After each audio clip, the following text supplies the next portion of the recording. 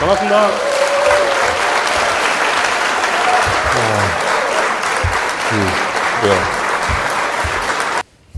행사가 조금 아쉽죠? 이유가 뭔 줄 아세요? 북한은 러시아 때부터 연습을 했고요. 공산주의를 하는 국가들이 가장 잘하는 게 뭐냐면요, 선전선동이에요. 왜냐면은 사람을 속여야 되기 때문에 그래요. 그냥 냅둬서 지가 알아서 잘 먹고 잘 살게 되면은 국가가 별로 그런 거 신경 안 써도 되는데, 국가가 노예 같은, 그러니까 국가 말을 잘 듣는 백성들이 필요하게 되면은 반드시 해야 되는 게 선전선동입니다. 그렇기 때문에 그렇게 배고파서 굶어 죽으면서도 김일성이 만세를 부렸고, 그렇게 수많은 러시아의 농민들이 죽어 있는 시체를 뜯어먹으면서 살았거든요. 20년대. 그러면서도 레닌을 하늘같이 칭송했었고요. 그 이유가 뭐냐면은 다 선전선동입니다. 그리고 그걸 누가 따라 배웠냐? 지금 우리 대한민국의 많은 사람들이 따라 배웠어요. 어떻게 아냐고요? 딱 하는 게, 저는 살아봤잖아요, 북한에서. 딱 하는 게 북한에서 하는 그대로 하고 있습니다. 어떻게? 언론을 통해서. 원래 그러니까 북한에서의 언론은 절대로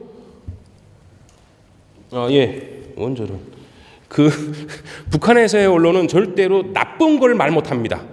왜냐하면은 실제로 오늘 여기서 사람이 굶어 죽었어도 신문에서는 절대로 내면 안 됩니다. 대신에 이 사람이 굶어 죽다가 살아났다면 그건 내도 돼요. 왜? 당가 국가의 위대하심 속에서 죽어가던 사람도 살아났다고 말할 수 있으니까요. 그게 북한 언론의 특징이거든요. 사회주권 언론들의. 그런데 그걸 누가 하냐? 지금 우리나라 신문 방송 보십시오. 저는 개인적으로 이게 영국에 오면서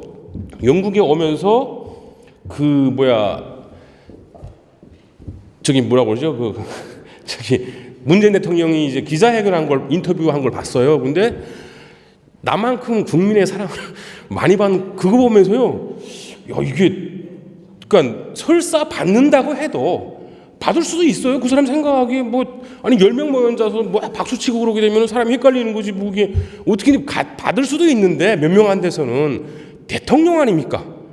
일국의 대통령이 그걸 기자들 앞에서 무슨 애입니까 그게?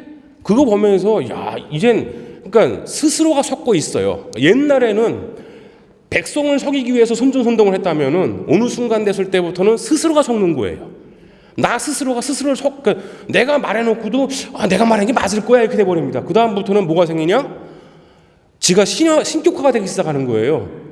김일성이가 그랬고 김정일이가 그랬어요. 문재인 대통령이 이제 제가 봤을 때는 조금 있으면은 이제 온 나라 백성이 내 말을 들어야 되고, 이제 온 나라 백성이 내 말 안 듣는 놈 다 죽여야 되고 말할 것 같은 그런 착각이 들더라고요. 그 신문 보면서. 그 정도로 모든 대한민국의 언론은 지금 북한화되어 있어요. 아까 이승희 교수님이 잠깐 말했지만은요, 나중에 신문이라든가 방송 나올 때 자세히 보세요. 그러면은 대한민국 언론이 자기 쪽 사람들을 찍을 때는요, 멀리서 살짝 올려다 찍어줘요. 왜? 그러면은 사람이 말할 때 신형도가 생기고요. 그리고 사람들이 말할 때 부드러워져요. 그런데 자기하고 반대쪽 사람이 나오잖아요. 그러면 바로 그냥 얼굴 앞에서 카메라 들이대고 찍어줘요. 왜? 그러면 어떤 방식으로 해도 사람의 얼굴이 부드럽지 보이지 않아요. 그러면 좋은 말로 해도 나쁜 놈이 돼버리는 거예요. 그게 그런 식으로 하게 되면 안 베풀 것 같죠. 전교조가 100년 전쟁이라는 그 다큐멘터리를 만들고서 그 욕하지 않았어요, 이승만 대통령은. 쫙 다 플레이해주고요. 나오기 시작했네.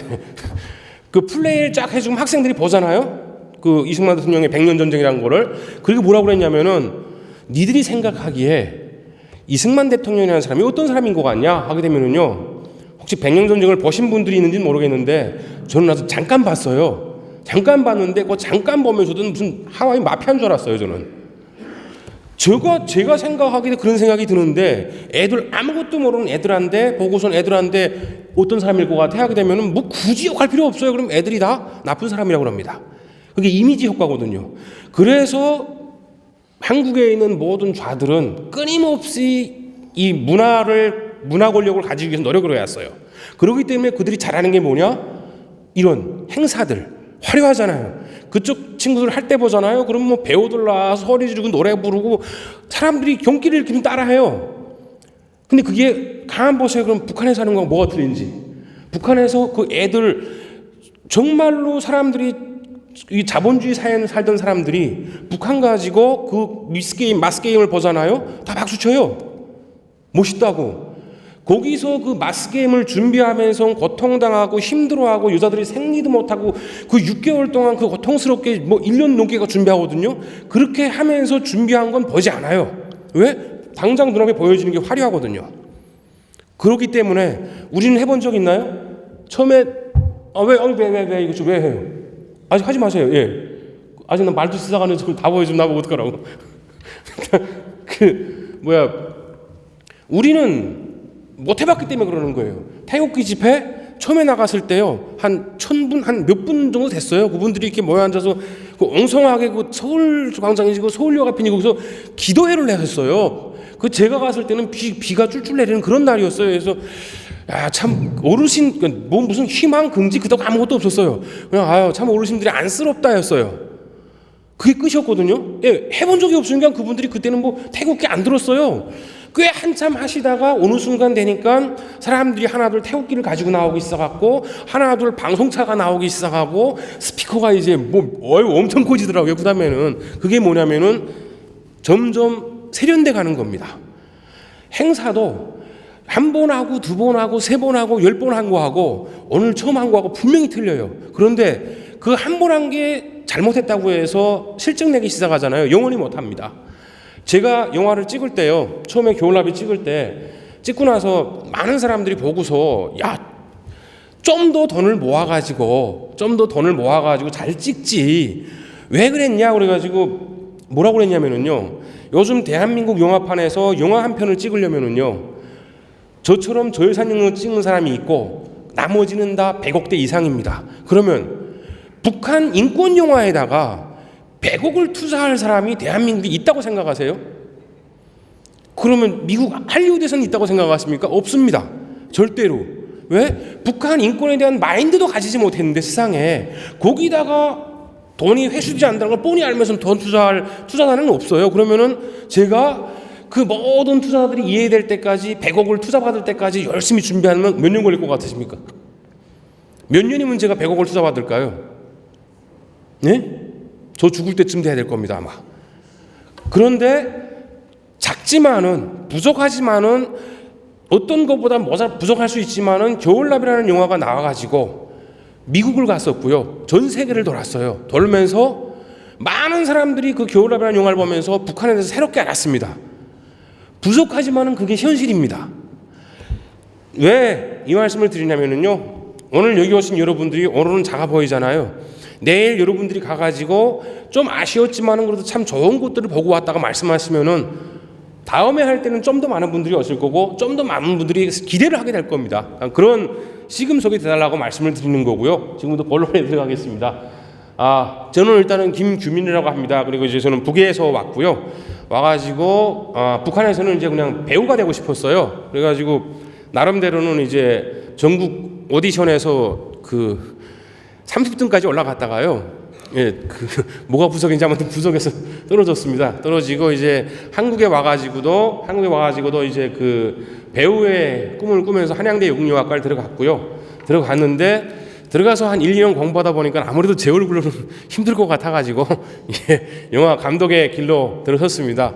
그리고 이제 지금까지는 이제 뭐 이렇게 국경의 남쪽이라든가 뭐 보신 분들도 있겠지만은 그다음에 이제 뭐 타짜, 크로싱, 포화 속으로 뭐 이런 작품들을 했고요. 방금 말씀드린 2010년인가 11년도에 이제 겨울나비라는 작품으로 이제 공식 영화 감독으로 데뷔를 했습니다. 그리고 그거 끝난 다음에 이제 11월 9일이라는 작품을 만들었고요. 근데 저도 이제 나름대로 북한 그 품들여서 고생하고 공부한 북한의 그 해커들이 제 컴퓨터를 해킹할 줄을 몰랐어요. 그래서 11월 9일을 정말 1년 넘게 산에서 그 먹이 한 대 뜯기면서 여름 내 산 속에 들어가가지고 이제 정말 물에서 자다가 산사태가 나면서 물에서 또 내려갔었어요. 텐트에서 자다가 그러면서 진짜 찍은 영화인데 이거 홀랑 날아갔습니다. 극장에서 딱 한 번 상영해보고 편집하느라고 들어갔다가는 홀랑 됐고요. 그런 아쉬움이 있는 영화고, 그다음에 이제 포스트 스텝이라는 영화는 이제 지금도 인터넷에 나오고 있고 개봉했고, 또 이제 미국에서 그러니까 북한 인권 단체 대표단들이 이제 미국 가가지고 이제 유엔 본부에서 그 북한 대표단을 쫓아내는 그런 이야기를 다룬 작품입니다. 그리고 이제 마지막으로 지금 개봉할 이제 사랑의 선물이라는 작품이 있습니다. 이 사랑의 선물 오늘 이제 주제니까요. 제가 왜 앞에 이렇게 열심히 말씀을 드렸냐면은 많은 사람들이 모르고 있는 게 있는데 대한민국이 세다고 강한 것 같죠? 대한민국이 얼마 세계 경제 10위권이잖아요. 근데 가장 위험한 단점이 한 가지가 있습니다. 그건 뭐냐면은요. 대한민국은 자체 자원을 기초로 해서 움직이거나 성장한 나라가 아니에요. 만약에 북한이 대한민국 서울에다가 미사일도 아니고요. 포 있죠? 포탄만 한 10발 떨고서 대한민국 서울에 빌딩 하나만 무너져 내리잖아요. 어떤 일이 벌어질 것 같으세요? 대한민국 주식시장 개판됩니다. 항구는 몽땅 다 자기 나라로 돌아가겠다는 사람들로 꽉 차겠죠. 그러면은 전쟁 날 것 같으니까. 그러면 대한민국 경제가 그걸 버텨낼 것 같으세요? 그러니까 우리가 잘못 생각하고 있는 것 중에 하나가 그 모든 걸 버텨내는 건 사실은 대한민국의 힘이 아니거든요. 그 뒤에 있는 아메리카라는 힘이 있으니까 지금 버텨내는 거지. 그런데 많은 대한민국 사람들은 너무 긍지가 높아요. 그래서 저 방금 이제 오늘 사실은 영화를 쫙 보여주려고 했는데요. 내일 더 많은 사람들이 오늘 오기를 바래가지고 영화 안 보여주려고 그래요. 그래서 오늘은 지금은 예고편만 한번 보시고 다음 이야기를 하도록 하겠습니다. 이쪽이로구나.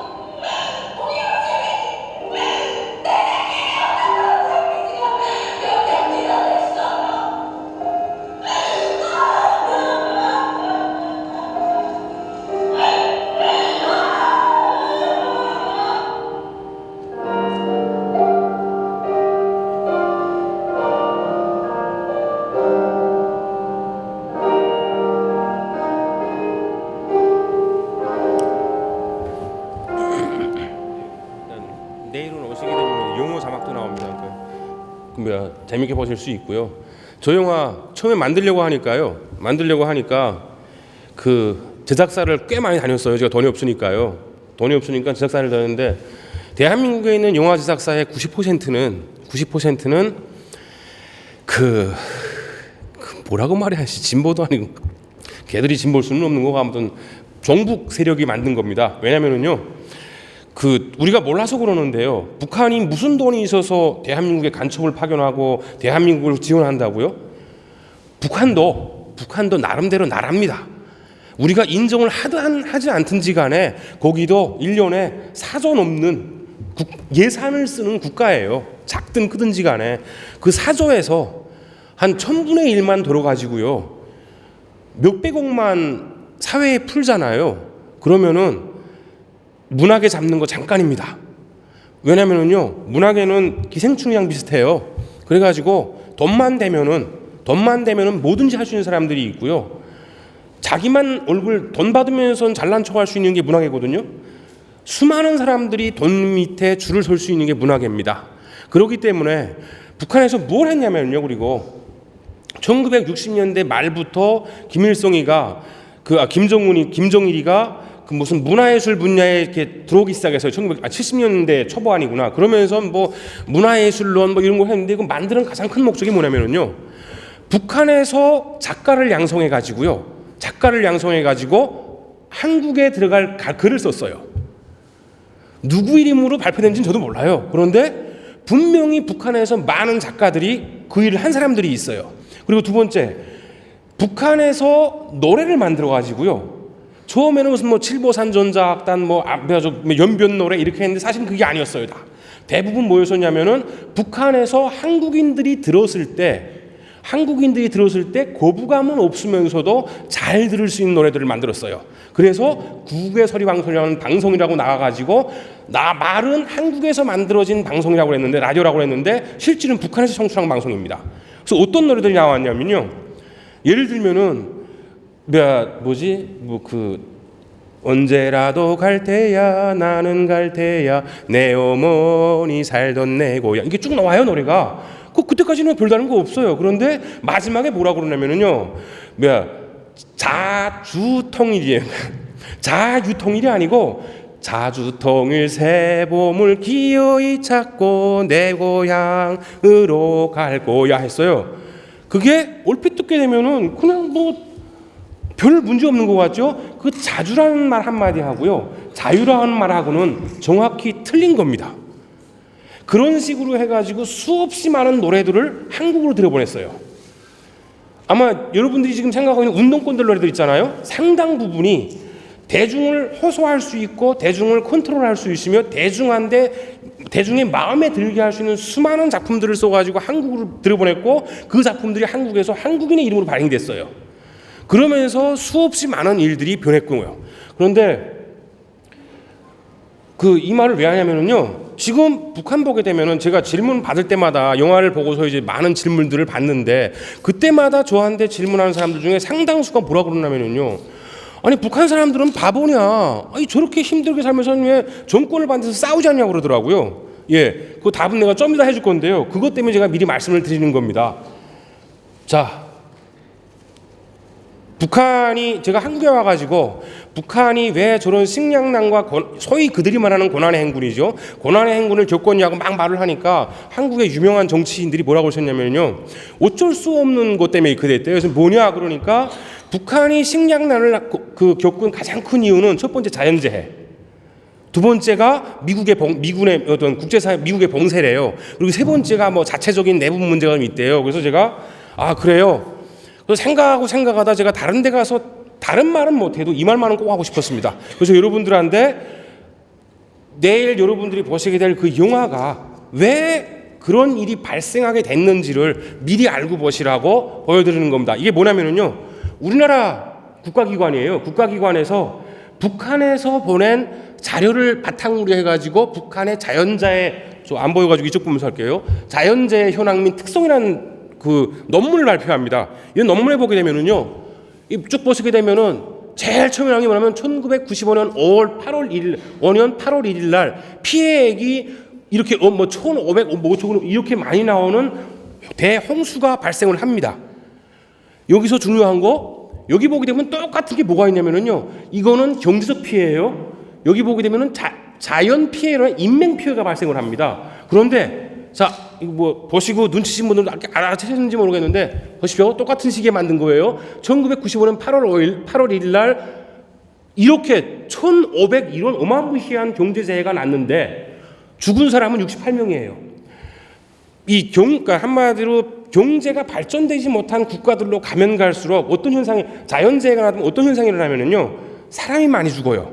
왜냐하면은 이 방제, 어떤 이런 홍수라든가 뭐 이런 가뭄 이런 거에 대한 대응 체계가 부족하기 때문에, 한국 같은 경우는 막말로 비 안 오게 되면 하늘다가 인공 탄을 쏴서라도 돌굴 수 있지만은, 저런 나라들은 그런 기초적 기반이 없어요. 그렇기 때문에 제일 많이 되는 게 인명 피해입니다. 인명 피해인데 그 전후에도 엄청난 피해가 있어요. 그러면 이 사람들 말대로라면은 그 후에라도 아니면 그 전에는 이런 게 존재하면 안 되는 거예요. 그런데 갑자기 1998년 8월 1일 날 난 홍수에 이렇게 어마무시한 피해가 났다고 또 써요. 그때까지 한 번도 그 후에도 없어요. 이런 경제적 피해는. 그리고 밑에 보게 되면은 이 1998년도 게 있는데, 어디가 여기가 있나? 이 1987년 홍수는요, 저도 기억합니다. 왜냐하면 저희 집 쪽에도 났으니까요. 막 물이 산더미처럼 흘러내려왔어요. 이게 너무 비가 와가지고 제방들이 무너져가지고요, 그 제방에서 물이 넘쳐나가지고 막 마을을 덮였어요. 그래가지고 인명피해가 엄청났거든요. 그런데 이때도 저런 경제 피해는 안 났습니다. 자, 그럼 지금부터 잘 기억하시고요. 더 웃긴 거는 이 1995년을 기점으로 해가지고 제가 어제 정신이 비명사명한 바람에 이 텍스트를 정리한다는 게 뭘 하나 지워버렸어요. 근데 그게 뭐냐면 그 북한의 인구 증가율이에요. 그런데 진짜 웃긴 게 1995년 이전에는 북한의 인구가 대한민국의 40% 수준이었어요. 대한민국 인구의 40% 수준. 그런데 갑자기 1995년을 기점으로 해가지고 인구가 기하급수적으로 쫙 늘어납니다. 그래가지고 2005년도에 오게 되면은 대한민국의 56%가 됩니다. 저렇게 엄청난 피해를 입게 되면은요, 못 사는 나라들로 가면 갈수록 뭐가 있냐면은 여자들이 출산을 안 해요. 이게 특히 북한 같은 경우에는 이미 1960년대에 하나 낳아서 잘 키우자라는 그런 그 엄청난 있어가지고 이제 애 둘 낳게 되면 어머니가 말씀하는데 애 둘 낳게 되면 생활총학생이 비판을 냈대요. 나라 국가 정책과 어긋난다고. 그렇게 이미 1970년대 그랬는데, 그러면 우리나라는 마찬가지 아닙니까? 우리나라도 마찬가지로 인구 제한 정책을 썼어요. 그렇게 되면 대부분의 사람들이 억지로라도 인구를 제한하게 되고, 그게 습관화되기 시작하거든요. 그런데 갑자기 95년도에 이렇게 엄청난 피해를 입고, 그러면 그 다음부터 경제가 비약적으로 발전했냐? 아닙니다. 저 때 엄청난 사람들이 굶어 죽어요. 300만이 넘는 사람들의 죽음이 저 때부터 시작되는 거거든요. 그런데 어떻게 북한에서는 인구가 그렇게 비약적으로 발전했을까? 이 출산율이, 그러니까 뭐 전 국민이 애 낳기 운동한 것 같은 느낌이에요, 진짜로. 그래가지고 제가 이상하게 생각을 했어요. 자, 다음 거 보면은요.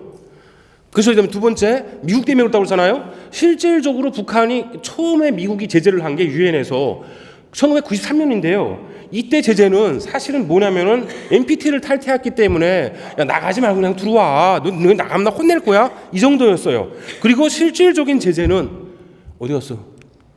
실질적인 제재는 사실은 2006년인가요? 그때부터 실질적인 제재가 들어가기 시작했습니다.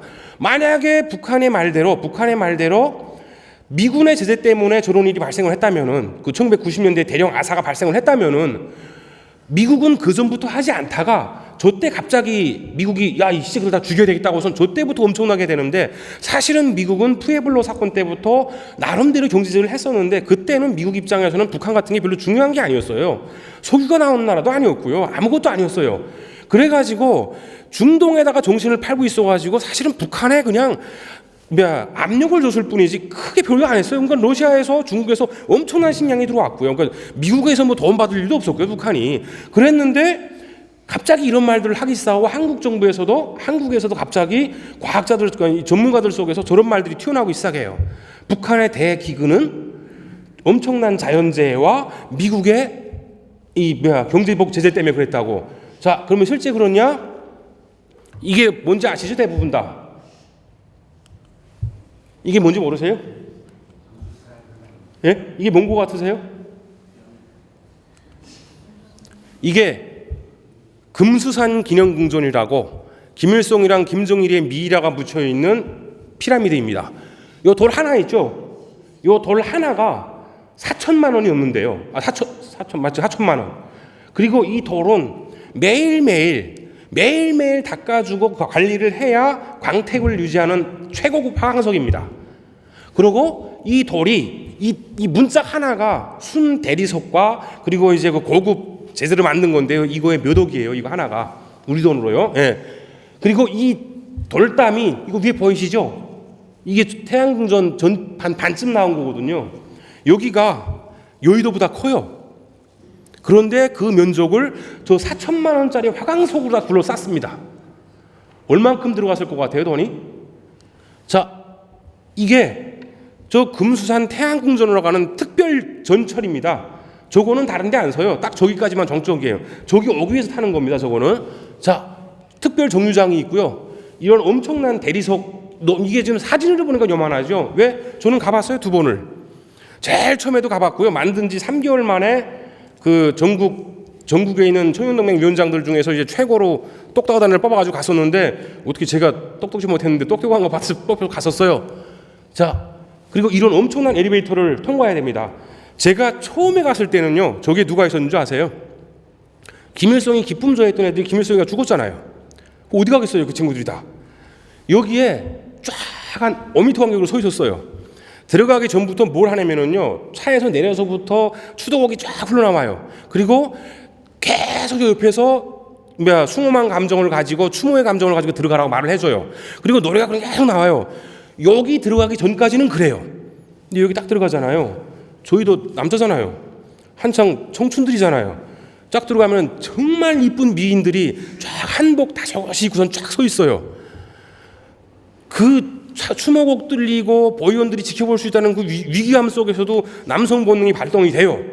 그러면은 그다가 이제 어떤 한 친구가 저는 아니었어요, 분명히. 제 앞에 있던 어떤 친구인데, 이 꼬무 벨트하고 밑에 있는 엘리베이터가 잘 안 맞잖아요, 속도가. 그러니까 지금 그 여자들 보느라고 정신없다가 빛을 한 거예요. 이거 잡고 있다가 여자애가 와가지고 괜찮으세요? 물어보는 거예요.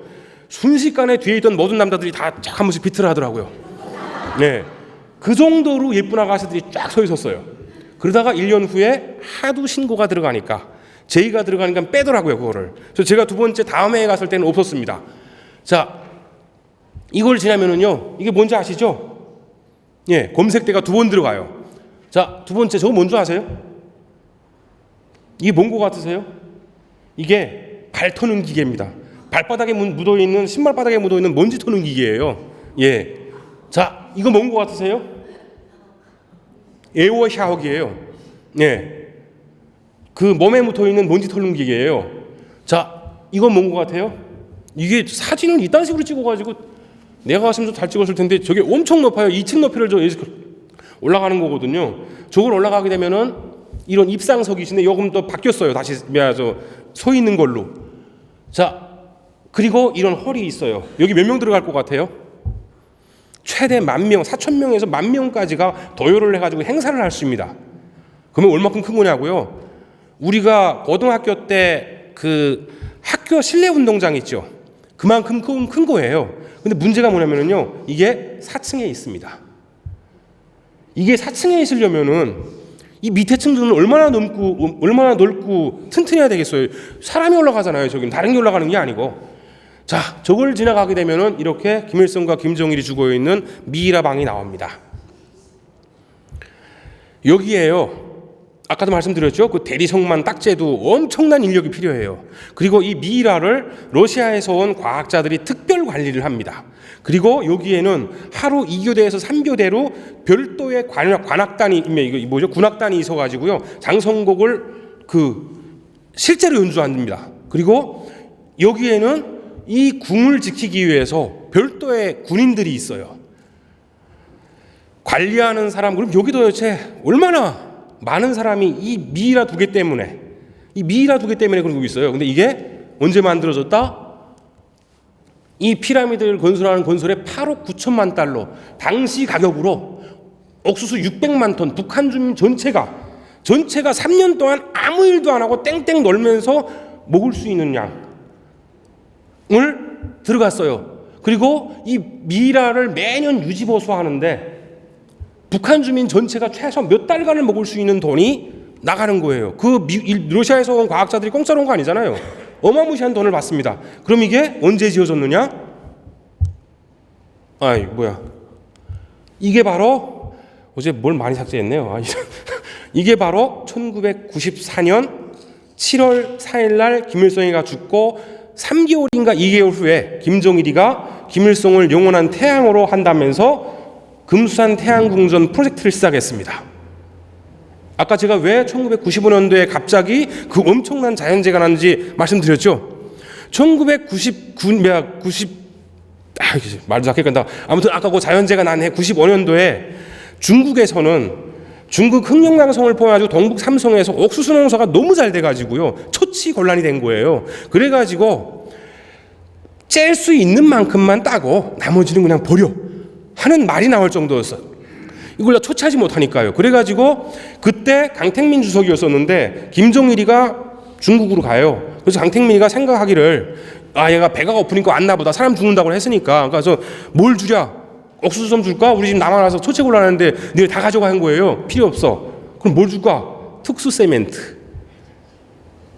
네, 그래가지고 엄청난 양의 왜냐하면은 북한에서 그 저런 고강도 세멘트를 만들 수 있는 곳은 제가 살고 있던 황해북도 봉산에 있는 28세멘트 연합기업소하고 순천에 있는 어떤 연합기업소밖에 없어요. 근데 그때 당시 두 연합기업소는 이미 시멘트 생산을 20% 못했어요. 저 건설에 동원할 수 있는 많은 것들이 부족했어요. 그래가지고 식량이 아니고 중국에서 엄청난 양의 건설 자재들이 옵니다. 그리고 1995년도에 북한이 처음으로 국제사회에다가 손을 내밀어요. 우리가 자연재해로 이만한 문제가 생겼습니다라고. 그리고 그때부터 인구수가 늘어나기 시작합니다. 왜냐? 이해되세요? 왜 늘어난 것 같아요?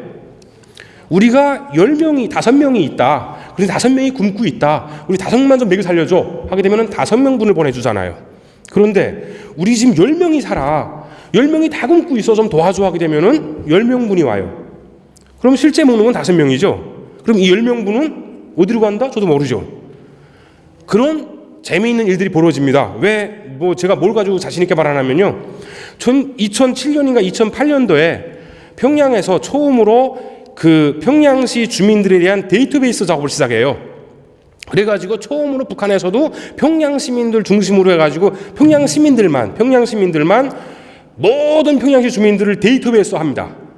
컴퓨터로 치면 나올 수 있게. 근데 재미있는 거는 그걸 한 사람 중에 어떤 놈이 그걸 몰래 빼가지고 몰래 카피를 해가지고 한국에다 팔아먹어요. 그걸 팔아먹어가지고 한국에 들어와요. 그게 실제로 지금도 있습니다. 한국에.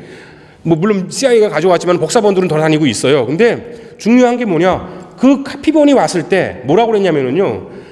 그 당시까지 북한이 평양 시민이 약 350만에서 유동인구 포함해가지고 380만 정도라고 말을 했어요. 그런데 실제 그 카피본을 까니까 178만인가 180만이에요. 그러면 나머지는 평양이 우리나라 서울처럼 왔다 갔다 마음대로 할 수 있는 곳이면 별 문제예요. 평양은 들어가려면 일반인들은 여행증을 떼서 들어가고요. 일이 없거나 중요하지 않은 문제는 갈 수조차 없어요. 그런데 거기에 전체 인구의 반이 넘는 사람들이 유동인구로 온다고요? 그럼 불가능한 거잖아요.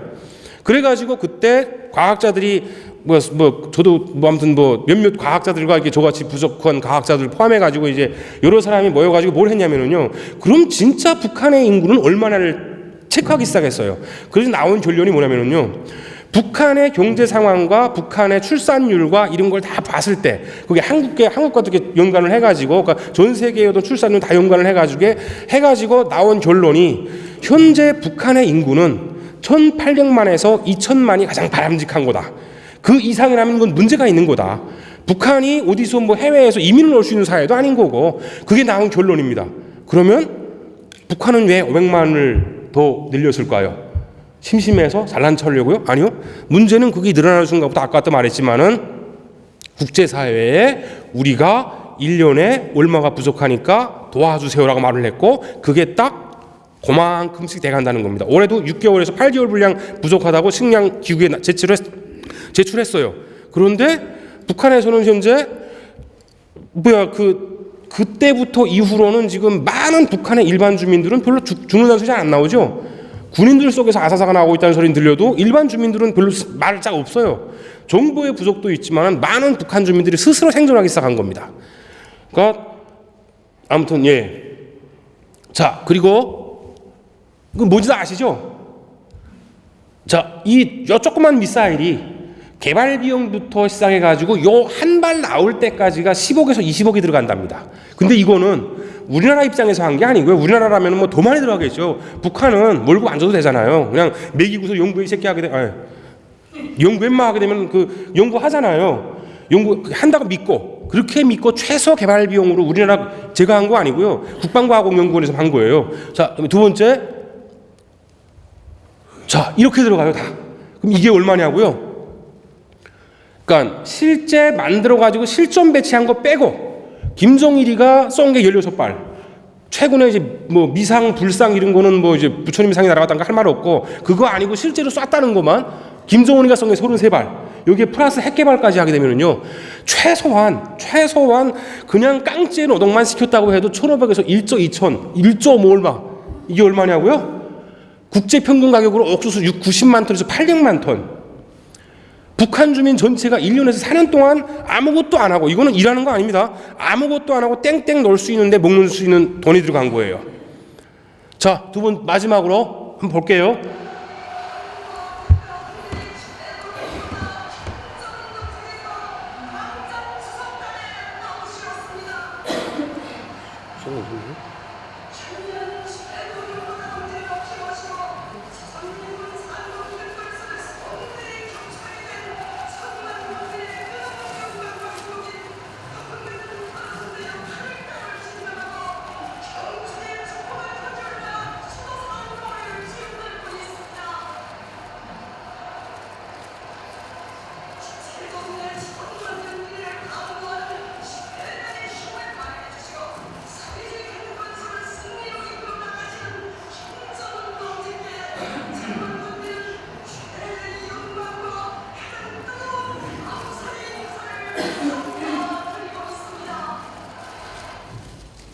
자, 뭔지 아세요 이거?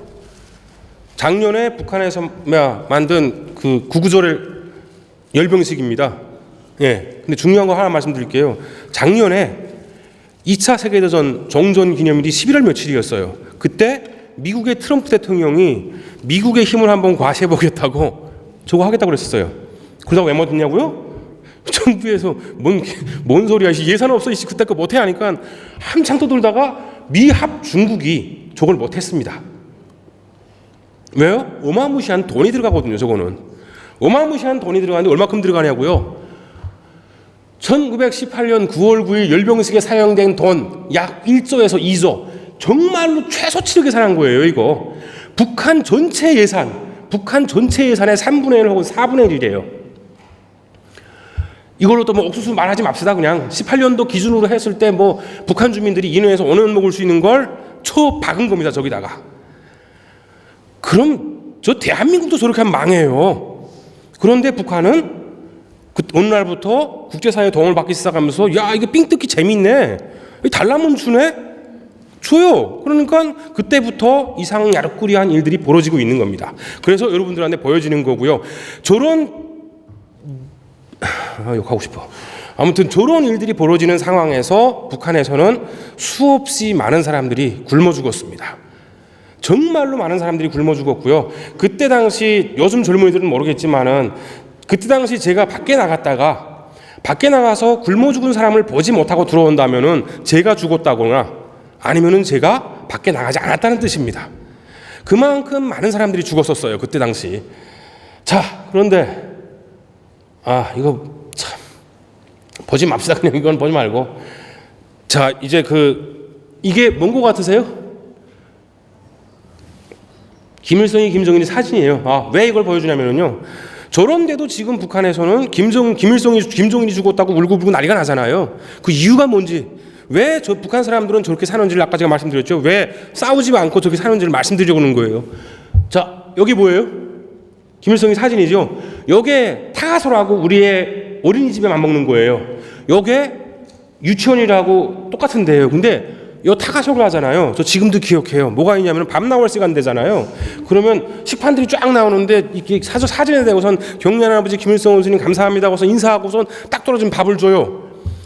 그거 어렸을 때부터 딱 1년만 해보세요. 신이 김일성이에요. 무슨 딴소리 할 거 아무것도 없어요. 자, 그 다음에 이게 뭔 것 같으세요? 북한의 모든 애들은, 여기 북에서 오신 분들 많지 진짜. 괜히 떠들고 있는 건지 모르는 분을 위해서 그냥 혹시라도 제가 실수하면 말씀해 주십시오. 모든 애들은 9살이 되게 되면은 조선소년단이라는 데 가입을 해요. 그 다음부터 매주 토요일이면은 생활청화를 하면서 조직 생활량을 합니다. 어떤 일이 벌어질 것 같으세요? 왜 시키는 것 같아요? 생활청화라는 거는요, 나를 비판하고 타인을 비판하는 겁니다. 그러면 북한 학생들은 9살 때부터 뭘 해야 되냐면요, 내가 잘못한 게 뭐지? 그래서 김일성 동지의 그 말씀, 조직생활은 사상단련의 영광료입니다라는 걸 기준으로 해가지고 그 밑에다가 내가 조직생활을 잘했냐 못했냐를 생각해야 되고요. 두 번째, 가장 중요한 거, 저놈은 뭘 잘못하지? 매일 그걸 체크해야 됩니다. 왜? 일주일에 한 번 생활청화 오는데 잘못한 놈 없으면 그 허상비판 안 하게 되면 욕먹어요. 그럼 어떤 놈이든지 간에 잡아가지고 생활청화를 해야 돼요. 허상비판을. 그럼 어떤 일이 벌어질까요? 매일같이 타인을 감시해야 되고 타인을 믿지 말아야 되고 저 새끼가 나 욕할까봐 나 항상 제 눈을 피해야 되고 어떤 일이 벌어질 것 같아요? 서로가 서로를 감시할 수밖에 없고요. 서로가 서로를 절대로 믿지 못해요. 그럼 어떤 일이 벌어진다? 세상에서 가장 질 좋은 노예가 생산이 됩니다. 정말로 싸우지도 않아요. 왜? 상대편을 믿지 못하는데 내가 어떻게 동지를 만들어요? 동지가 해서 싸우는 거지 내가 어떻게 싸웁니까 혼자서? 정말로 세상에서 가장 질 좋은 노예가 만들어집니다. 그게 청년 되면은 청년동맹으로 이어지고요. 그 다음에는 당, 직맹, 각종 조직으로 늙어 죽을 때까지 저게 유지가 됩니다. 자, 그 다음에 이게 뭔 것 같으세요? 이거 애들 발음 가르쳐주는 국어책이에요. 여기 시읒 받침이에요. 그럼 우리나라는 어떻게 되어 있냐면요, 시읒 하고 써 있고 시읒과 비슷한 그림들이 나와요. 학생들이 그 눈으로 보고 인지하기 쉬우라고. 그런데 여기 뭐라고 써 있어요? 원수님 주신옷 곱고 고운 옷. 여기 보세요. 리을 받침이에요. 기다리고 기다리던 설날이 오면 원수님 우러러 설인사 드려요. 받침 배워주면서 동시에 딴짓도 하고 있는 거예요. 굉장히 비판적으로 수용할 수밖에 없어요. 자, 여기 쭉 보이시죠? 이게 우리 여기는 뭐 영어를 하니까 상관없지만 한국에서 전체 수업의 20%에서 한 30%가 영어 수업이잖아요. 그만큼 외국어 수업을 많이 해요. 북한에서는 35%가 이 수업입니다. 김일성이, 김정일이, 김일성이 마누라, 최근에는 경리하는 김정인 원수님의 혁명활동량이 나왔어요. 요거는 조금 지난 거고 지금은 더 디테일하게 나왔는데요. 여기 뭐라고 써 있냐면요, 김정은이가 3살 때 고속도로를 차 타고 달렸고요. 자기가 운전해가지고 권총으로 백발백중했대요. 쏴가지고 3살 때 권총 드는 애가 근데 안 믿을 것 같죠? 저는 진짜로 그 설방울로 김일성이가 수류탄만으로 일본 놈들 깠다 그래가지고 야 진짜 멋있다 우리 수정님 생각했어요. 제가 바보 같아요? 저 나름대로 IQ가 꽤 됩니다. 근데도 믿었어요 그거를. 왜? 내가 바보라서요? 아니에요. 자, 여기 어디예요? 집입니다. 여기 뭐가 있어요? 여기도 집이에요. 여기도 집이에요. 자, 또 교실이에요. 학교. 아까 유치원은 보셨죠? 자, 여기는 직장이에요. 회사예요. 여기 어디라고요? 길거리예요. 그냥 길바닥이에요. 근데도 이런 게 있습니다. 자, 또 이거 뭐예요? 북한 돈이에요. 돈에도 있어요. 김일성이는. 자, 마지막으로 얘들이 가슴팍 보이시죠? 여기에도 모든 사람들의 가슴팍에는 김일성이가 붙어 있습니다. 그러면 도대체 북한 사람들이 김일성을 안 볼 수 있는 시간이 언제일 것 같으세요? 언제일 것 같으세요? 요즘 발전해서 뭐 북한도 개인 화장실이 있다니까 똥 싸러 갈 때 빼고는 없습니다 거의. 왜? 잘 때요? 잘 때는 내려다보고 있잖아요. 저 위에서. 그런데 세뇌가 안 된다고요? 혹시 여러분 중에 한국 가가지고 나이 어린 친구하고 야 예를 들면 제가 규민이에요. 그러면 야 오늘부터 규민이라고 불러. 우리 친구 목사였고 야 규민 안녕. 안녕 친구야. 그렇게 할 사람 계시나요 혹시 여기? 만약에 친구 아들이 여러분 보고 야 규민아 안녕 하고 뭐라 할 것 같으세요? 이런 싸가지 그게 이제 우리가 배운 거잖아요. 왜? 우리는 그렇게 배웠으니까요. 근데 미국을 갔는데요, 미 국방장관인가 뭔가 하시다가 졸업하신 무슨 제대하신 지원이라는 분이 계세요. 근데 제 옆자리에 앉았었어요. 디펜스 포럼에 가서 강의를 하고 있는데 딱 근데 뭐라고 하시냐면 머리가 허신 분이에요. 근데 hey, I am called John 그러니까 통역이 말하는 걸 들어보니까 자기를 전이라고 부르래요. 그래서 누굴 뭘로 보고 야 근데 교양은 가지고 있는 사람이라고 난 생각했거든요. 그 사람은 실제로 자기 보고 전이라고 부르라고 그러는 거예요. 다른 이름을 쓰지 말고. 그리고 실질적으로 요만한 여자애가 나보고 큐메인 막 그러는 거예요. 그래서 이게 굉장히 기분 나쁘더라고요. 근데 한국에 가서 그러신 문제가 되는데 이게 미국 사람 다 그러니까 내가 뭐 잘못된 거가 생각했어요. 왜 말하는 것 같으세요, 제가? 왜 미국에서는 나한테 요만한 애가 규민이라고 불러도 이해할 수밖에 없는데 한국 가면 안 그런 것 같으세요? 왜요? 우리는 태어나서부터 윗사람을 존경하고 윗사람한테는 존경을 붙이고 문화라고요? 아닙니다. 그것도 또 다른 세뇌예요. 만약 우리가 지금부터 가가지고 선수들한테 야 내 이름 불러 하게 되면은 절대로 그렇게 안 해요. 북한 사람들이 바보가 돼서 온 게 아니고요. 그렇게 끊임없이 세뇌당했기 때문에 저렇게 될 수밖에 없는 겁니다. 결과적으로는 동시대예요. 이게 다. 이런 일이 벌어질 때 이런 일들이 이거 다 제가 팩트 체크한 겁니다. 이런 일이 벌어질 때 이런 일이 벌어졌고요. 이런 일이 벌어질 때 이런 일이 벌어졌고 이런 기사가 찍힐 때 이 사람들이 가가지고 이것도 찍어 왔어요. 왜? 이 사람들은 그렇게 되면 죽으면서도 자기가 옳다고 생각하기 때문에 그러는 겁니다. 그리고 이제 내일 여러분들이 보시면 그 영화 속에서 그것이 어떻게 표현되는지 알 수 있을 겁니다. 아무튼 제 말씀은 여기까지 끝내고요. 예, 그럼 뭐 하면 되죠? 예, 감사합니다. 제가 하고 예. 네, 안녕하십니까. 저는 박지연입니다. 제가 항상 자랑스럽게 생각하는 이름이 있는데요. 탈북민. 물론 탈북민이라는 이름 속에는 아픔도 많고 또 저희가 가슴속에 묻어야 되는 그런 고통들도 많지만요. 탈북민이라는 이름이 저희한테 준 가장 큰 선물이 바로 자유입니다. 탈북민이었기 때문에 저희가 김씨 독재자에 대해서 알았고 김씨 독재자들과 어떻게 싸워야 되는지를 알았고 자유가 왜 소중한지를 알게 되었고요. 그래서 저는 항상 그 이름을 가장 자랑스럽게 생각하고 있습니다. 제가 어느 날 책을 봤는데요. 니체가 이런 말을 합니다. 언젠가 지나갔던 그런 체험을 했던 일이 꼭 훗날에 반복이 된다고 얘기하더라고요. 제가 그 말을 들으면서 오늘의 한반도를 생각했습니다. 대한민국도 생각했고요. 물론 사람들이 저희가 나와서 탈북민들이 겪었던, 제가 겪었던 가족이 굶어 죽고 친인척이 굶어 죽고 수많은 아사다가 나왔던 북한의 현실을 얘기하고 하면 또 김씨 독재자들에 대해서 얘기하면 많은 사람들이 이렇게 말합니다. 현 정부가 들어와서 통일을 위해서 노력하지 않냐, 그런데 왜 현 정부를 지지하지 않느냐, 이런 얘기를 합니다. 그런데 제가 그 말을 들었을 때 제가 그 사람들한테 하고 싶은 이야기가 우리가 하는 얘기가 각오인가요? 각오가 아닙니다. 바로 현실이거든요. 그런데 지금까지 대한민국의 모든 국민들이 북한 주민들이 겪었던 이 현실을, 이 무게가, 그 고통의 아픔을 제대로 파악을 못했기 때문에 오늘날 대한민국 국민들이 스스로가 본인이 누군가에 의해서 자기 자유가 공공 떠다니고 누군가에 의해서 자기 자유가 파괴되는 것도 모르고 살고 있습니다. 왜 그럴까요? 왜냐하면 다른 사람들이 고통의 아픔을 들여다보지 못했기 때문이죠. 그러면서 우리는 뭘 얘기하나요? 한반도 통일을 얘기하죠. 통일을 누구와 해야 됩니까? 통일을 하려면 우리가 북한 주민들인데요. 5천만의 국민들이 70년간 지금까지 2,300만의 북한 주민들에 대해서는 무관심이었습니다. 그런 무관심인 한국 국민들이 통일이라는 말을 가장 많이 합니다.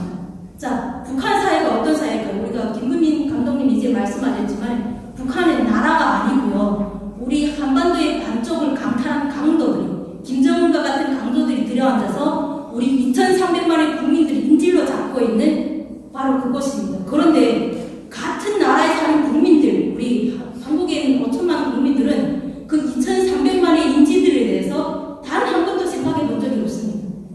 왜냐하면 무관심이기 때문에 저 사람들은 그냥 나와 다른 세상에 사는 사람들이구나. 내가 저 시리아나 아프리카의 어떠한 사람들을 위해서 그 아이들, 그 속에서 못 사는 아이들을 위해서 기부를 해서 그 아이들이 공부해서 훗날 훌륭한 사람이 되도록 내가 기부를 해야지. 이렇게 생각을 하면서 같은 국민에 대해서는 관심이 없었기 때문이죠. 그래서 저는 항상 이제 한국 국민들을 만나시면 제가 하는 얘기가 38선이 무너진다고 해서 우리가 통일이 올까요? 이렇게 질문을 합니다. 왜냐하면 우리 마음속에 있는 장벽을 허물지 못 바퀴 합해서도 잘 살 수 있을까요? 또한 고통이 오지 않을까요? 그런데 저는 지금 현실에 와서 대한민국 국민들이 그래도 많이 깨어나신 것에 너무 감사하고요. 또 우리가 현재 홍콩도 보시잖아요. 홍콩 중국하고 이루어진 연자제로 해서 먼저 온 연자제가 연방제가 먼저 온 연방제가 지금 홍콩이고요. 홍콩의 시민들이 일어나서 자유를 위해서 투쟁하잖아요. 바로 우리 대한민국 지금 현재는 애국 국민들이 나서서 이렇게 하시고 있고요. 또 여기에도 오늘 많은 한국 국민들도 오셨고 우리 탈북민 분들도 여기 다 오셨습니다. 근데 제가 이제 탈북민으로서 제일 많이 받았던 질문 중에 하나가 무엇인가 하면요. 탈북자인 주제에 왜 박근혜 대통령을 그렇게 좋아하냐 저한테 물어봅니다.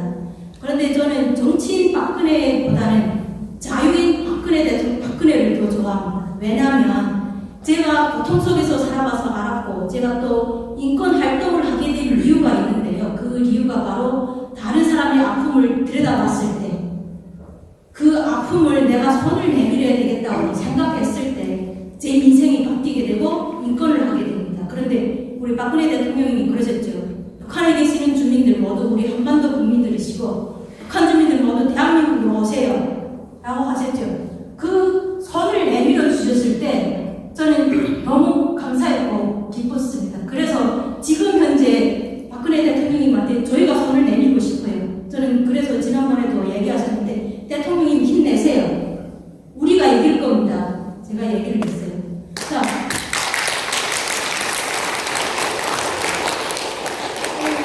앞에 이제 김규민 감독님이 다 얘기하셨으니까 북한이 갖고 있는 가장 아킬리스건이 무엇인지에 대해서 저희가 얘기하고 싶고요. 북한이 갖고 있는 가장 아킬리스건이 바로 북한 주민입니다. 북한이 1990년대에 지나서 많은 북한 주민들이 탈북을 시작했고 북한 사회를 벗어나와서 북한이라는 거지성을 알게 됐어요. 모래성을 알게 됐기 때문에 우리들이 목소리가 국제사회에 반영이 되었고 북한에서 저지르고 있는 잔인한 마인들이 세계에 알려지게 되는 거죠. 그래서 북한 정부가 가장 두려워하는 것이 대북제재도 아닙니다. 바로 우리 탈북민들이에요. 우리들이 목소리가 두려워요. 우리로 인해서 그들이 만들어진 모래성이 무너지기 때문이죠. 그래서 우리가 북한에 대해서 해야 될 일은 두 가지입니다. 갈라서 북한 정권하고 북한 주민입니다. 북한 정권에 대해서는 대북제재 계속 강하게 해야 되는데요. 여기서 한국 국민들이 이해를 못하는 게 있거든요. 왜 탈북자고 굶어 죽은 사람들이 그렇게 많은데 직접 받고 했는데 왜 대북제재를 해야 되냐고. 그런데 저희가 말하는 대북제재는 바로 북한 정권에 대한 대북제재이고요. 그리고 북한 주민들에 대해서는 저희가 이제는 90년대 저희같이 90년대에 굶어 죽었고 배고픔으로 나온 북한 주민들이 아닙니다. 현재는 많은 분들이 외부의 미디어도 모집받고 또 지금 현재는 정권에 의해서 삶을 유지하는 것이 아니라 본인들이 직접 장마당에서 본인들이 자생적으로 경제력을 발발해서 가족들을 먹여 살리기 때문에 그리고 또 외부에서 들어가는 미디어를 보고 있기 때문에 바깥 세상을 알고 있어요. 북한 세상을 알고 있어요. 그런데 두려운 것이 뭔가 바로 북한 체제 때문에 아직 일어서지 못하는 분들이 있는데 그 분들을 위해서 손을 내주셔야 될 분들이 바로 여기에 계시는 분들이에요. 왜냐하면 감옥의 문은 안에서 못 엽니다. 밖에서 열어주셔야 되는데요. 우리가 힘이 돼야 되잖아요. 북한 주민들한테는 우리가 제대로 된 정보와 그들에게 바깥에 우리가 있다는 힘을 주셔야 돼요. 그런데 아직까지 우리는 그것이 부족합니다. 그래서 지금까지 통일도 이루어지지 않고요. 북한 정권이 저렇게 남아있는데요. 북한 정권을 가장 빠르게 무너뜨리는 일이 바로 북한 주민들을 그 속에서 빼내오는 것입니다. 그래서 저는 이 자리에서 부탁하고 싶은 것은요. 5천만의 국민들이 제발 인질로 잡혀있는 우리 한국 국민들, 저는 한국 국민들이라고 얘기하고 싶고요. 북한의 주민들도 그분들을 위해서 조금이라도 손을 내밀어 주세요. 여기 영국에도 700명 넘는 탈북민들이 살고 있잖아요.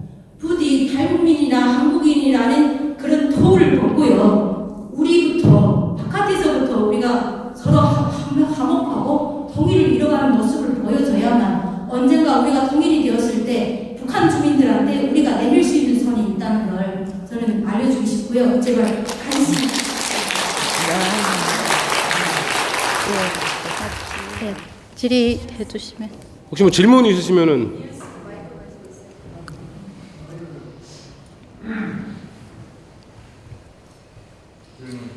아니 뒤에서 좀 저는 여기서 식품 장사하는 사람인데요.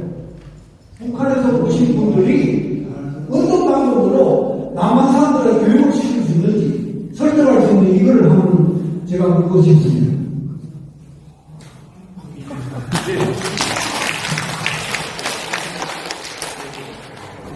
저는 간단하게 말씀을 드릴게요. 일단은 아까 우리 박사님이 하셨을 때 여기 뭐 사회주의 구호도 나오고 많이 나오지 않아요. 자, 저는 사회주의, 공산주의, 자유민주주의에서 한마디가 딱 한 단어가 똑같은데요. 뭐가 똑같으면 바로 평등입니다. 그런데 이 평등이 사회주의의 평등은 바로 우리 아까 김규민 감독이 말씀하신 것처럼 진실한 노예가 되는 평등이고요. 투표에 의한 진실한 노예가 되는 평등이고요. 공산주의, 중국 교육받죠. 무력에 의한 평등입니다. 그리고 자유민주주의 평등은 바로 개인의